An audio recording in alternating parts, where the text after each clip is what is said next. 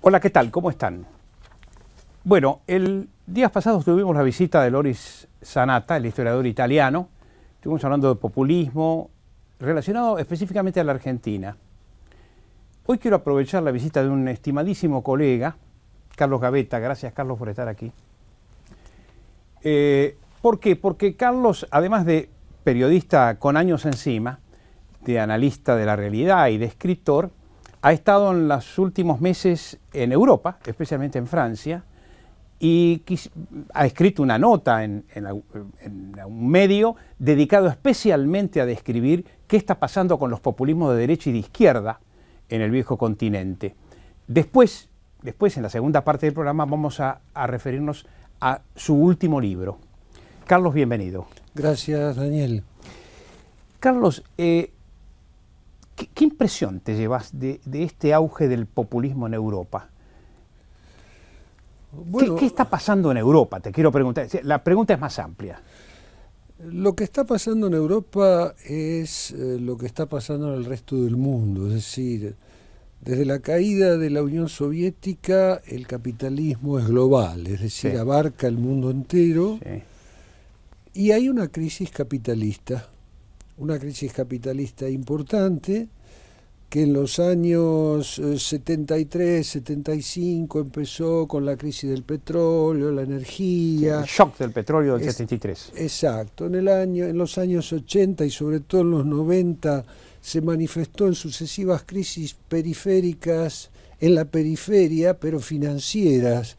México, Brasil, Tailandia, la Argentina, en la periferia. Y ahora, desde hace Me toca el centro del 7 mundo. años, desde el 2007, está instalada en Estados Unidos, en Europa, En el ombligo. en el ombligo, en los principales países desarrollados. Bueno, es un asunto complejo, no lo vamos a agotar aquí, por supuesto, ni yo tendría la pretensión de agotarlo, pero se puede resumir simplemente en que el capitalismo, el sistema capitalista, que como he dicho es global ahora, gracias a su propia dinámica, a su extraordinario vigor, a su inventiva, a su propia capacidad de desarrollo y de avance, Y a su velocidad para concretar, digamos, para concretar sus objetivos, ¿no? exactamente, y sobre todo gracias a los extraordinarios desarrollos científicos y tecnológicos, ha llegado a un punto en que es capaz de producir cada vez más bienes, es decir, aumentar la producción, a cada vez mayor velocidad, es decir, aumentar la productividad, con cada vez menos necesidad de trabajo humano. El Así es. hombre out, viva la máquina, viva la última generación tecnológica. Exactamente. Esto en la lógica capitalista es fantástico porque ya se sabe, las máquinas, aunque cuesten caras a veces y hay que pagarlas, una vez amortizadas, no tienen pausa para tomar café, no necesitan vacaciones, no cobran salario, no hay que indemnizarlas, no trabajan las 24 horas del día. Entonces se aumenta la eficiencia y la eficacia capitalista. El problema es que en términos económicos se destruye demanda. Sí, sin duda. Es decir, a estos efectos, aunque sea simplificar demasiado, se puede contar una anécdota del primer Henry Ford. En los años 20, 30, en Estados Unidos, la gran burguesía bostoniana a la que Ford pertenecía le reprochó que él le pagaba muy altos salarios a sus trabajadores y que los quería retener. Y que estaba pudriendo el mercado. Claro. Entonces vendía muy bien. Claro, entonces Ford les dijo, miren señores, lo que ocurre es que yo he inventado un sistema por el cual aumento la producción y la productividad. En aquel momento ya empezaba esto. La línea de montaje. La línea de montaje. De hecho, esto había empezado ya con la máquina de vapor, medio siglo antes, etcétera. Pero bueno, lo concreto es que él le dijo, yo hago esto y a ustedes, los ricos de Estados Unidos, ya les he vendido 1, 2 y 3 coches por familia. Dice, si no pago buenos salarios, ¿quién me va a comprar los coches? ¿Qué te parece? Esa fue la respuesta de Ford. Y así funcionó el capitalismo durante años. Es decir, luego de la primera revolución industrial, cuando el 90% de la población mundial vivía en el campo, al destruirse trabajos en el campo porque las máquinas reemplazaban a peones de campo, los puestos de trabajo que se perdían en el campo se ganaban en la industria. De ahí se crearon las grandes ciudades concentradas, la población mundial pasó progresivamente a vivir en las ciudades y la industria no solo que absorbía los puestos de trabajo perdidos en la agricultura, sino que además los multiplicaba, pagaba mejores salarios, se creaba el mercado, el capitalismo era inclusivo, progresivo. Esto se vio sobre todo después de la Segunda Guerra Mundial en los países desarrollados. De ahí vino el estado de bienestar europeo, los estados de bienestar escandinavos. Un poco gracias al Plan Marshall. Ayudó bastante, 50.000 millones de dólares. Exactamente, al Plan Marshall, a la competencia de la Unión Soviética, que con todos sus problemas y dificultades, que al final la llevaron a la catástrofe, pero que en ese momento representaba un modelo distinto al capitalista. Entonces, bueno, ahora, como hemos dicho antes, a partir de los años 70, esto cambió. Cuando esto empezó, que apareció la robótica, la informática en la industria, que se empezaron a destruir puestos de trabajo, o sea, demanda, porque el fenómeno en términos económicos funciona así: la industria produce cada vez más, o sea, pone cada vez más bienes en el mercado y expulsa cada vez más gente del mercado de trabajo, con lo cual destruye gente que sería la que debería comprar esos productos. Una lógica siniestra. Una lógica antagónica, como decía Carlos Marx, esto es de manual marxista, ya lo anticipó hace 150 años, que esto iba a ocurrir tarde o temprano. De ahí el gran desplazamiento de capitales desde el sector productivo a las finanzas, la especulación, las quiebras bancarias, todo lo que estamos viendo ahora. Entonces, cuando todo esto empezó se decía, bueno, los puestos de trabajo que se pierdan en la industria esta vez se van a ganar en los servicios, es decir, en el turismo, en los restaurantes, en los bancos. Basta ir a un banco. ¿Dónde está la gente en un banco? Todo se hace con máquinas ahora. Se puede abrir una cuenta y operar durante años sin poner jamás los pies en el banco. Lo podés hacer desde tu celular, desde tu computadora. Sin ver a nadie.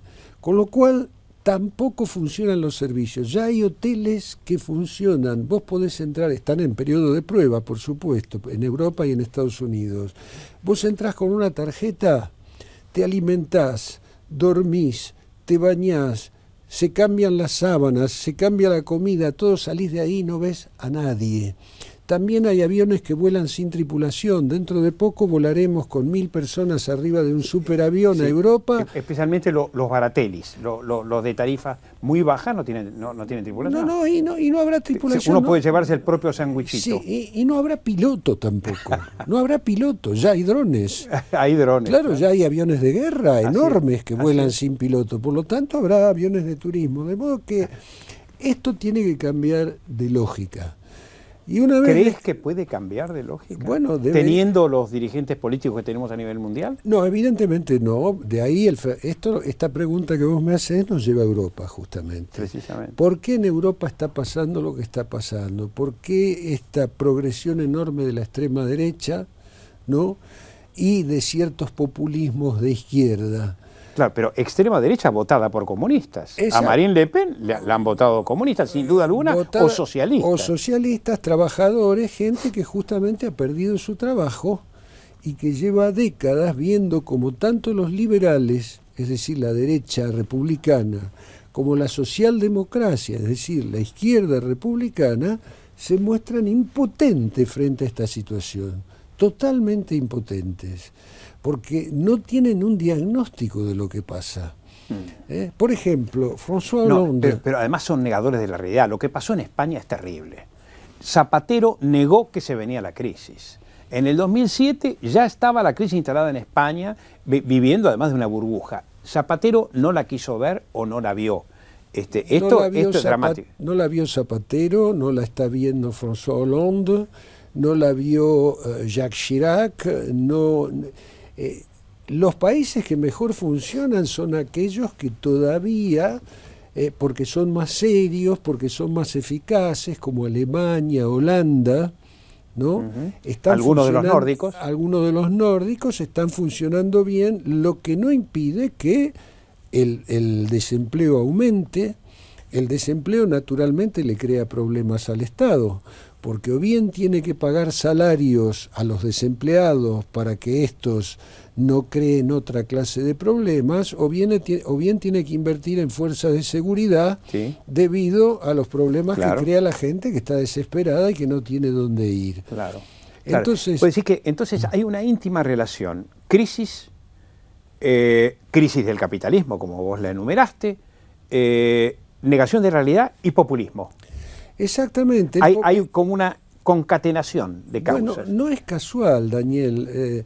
El populismo apareció en Europa después de la crisis de 1848, Napoleón III. Una vez más...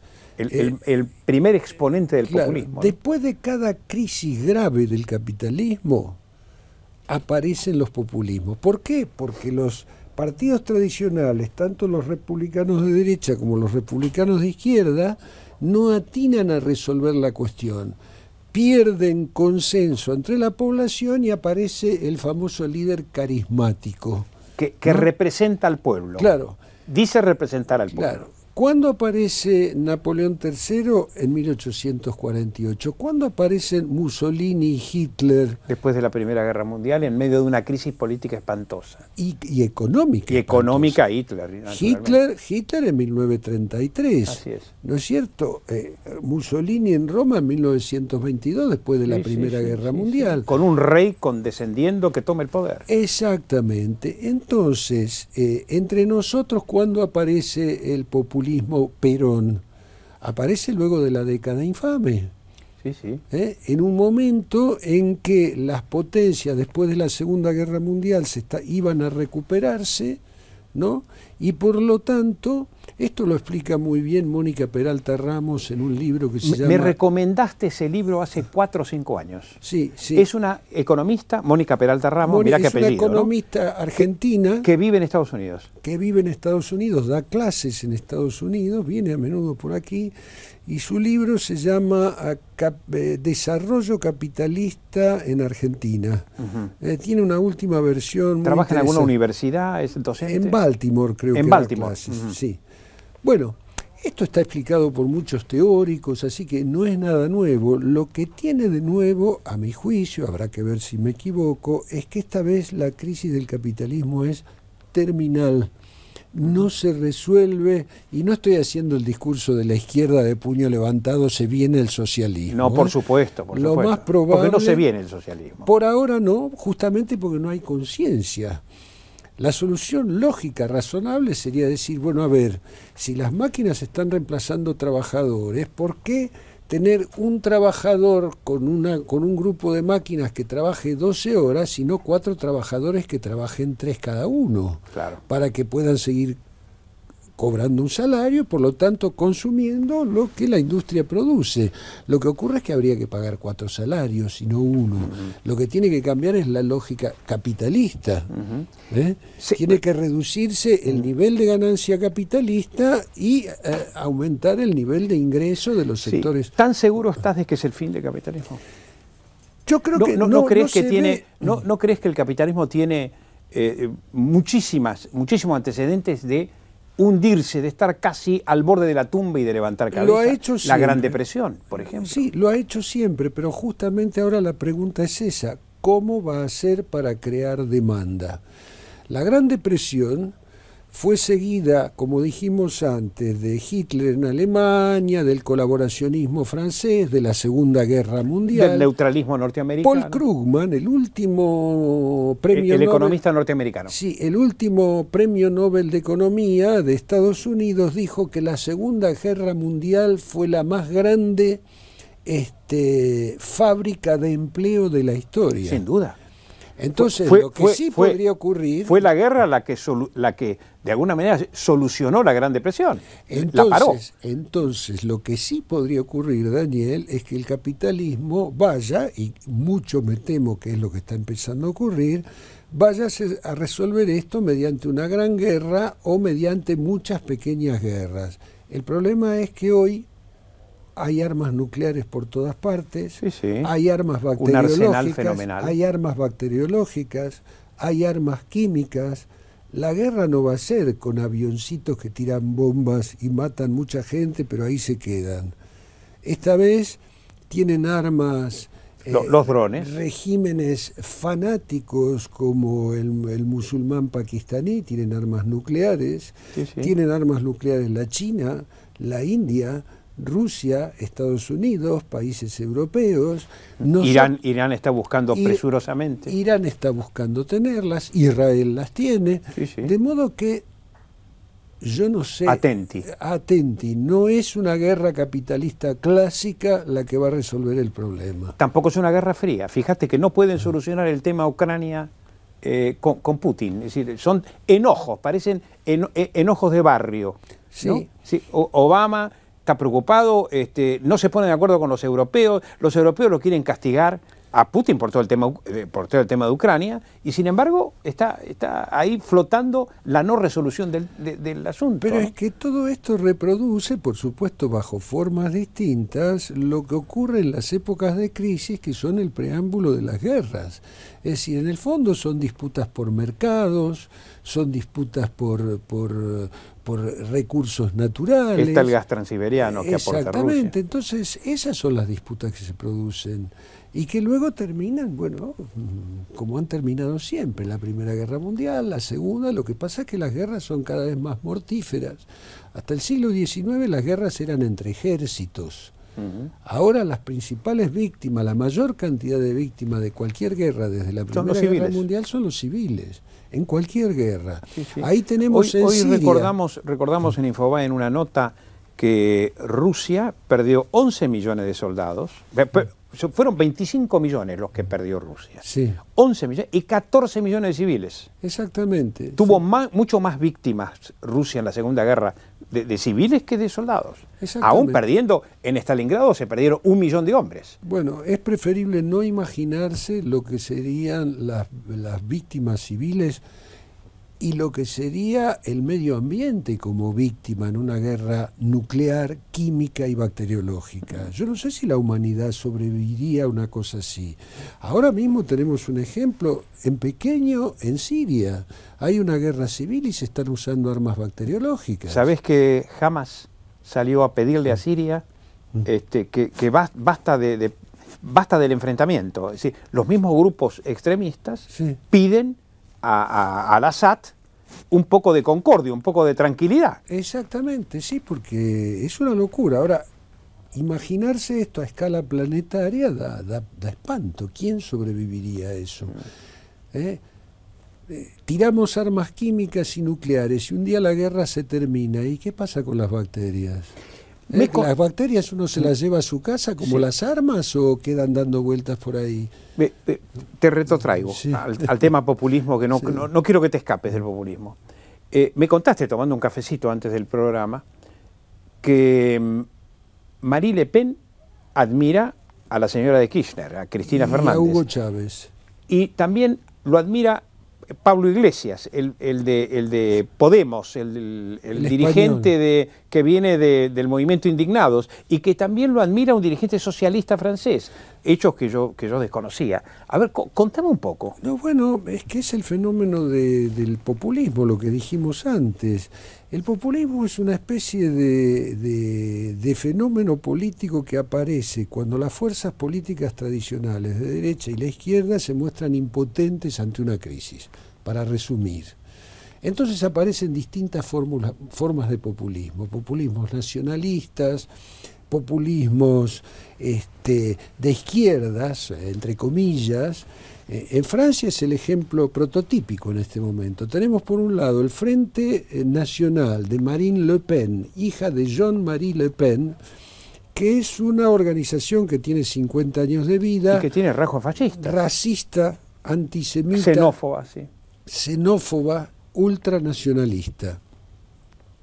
Su hija Marine, el padre Jean-Marie, que tiene 80 años, 4 días antes de las elecciones europeas, hablando de los inmigrantes, dijo: el problema de los inmigrantes que le roban el trabajo a los franceses lo va a solucionar el virus ébola. Terrible. terrible. Bueno, leí esa definición. Es terrible. Es una definición de un genocida, una cosa de loco. Bueno, ¿no?